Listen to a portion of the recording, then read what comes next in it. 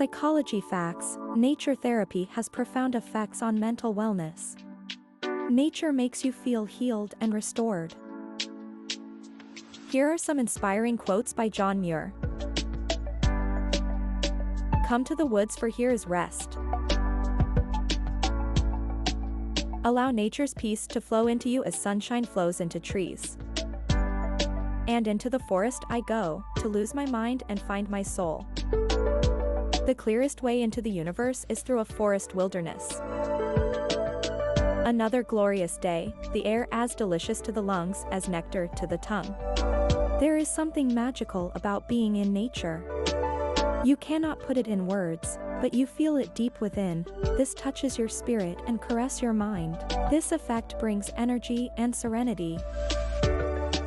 Enjoy the virtual walk in a remote forest. Listen to the rainforest spirits.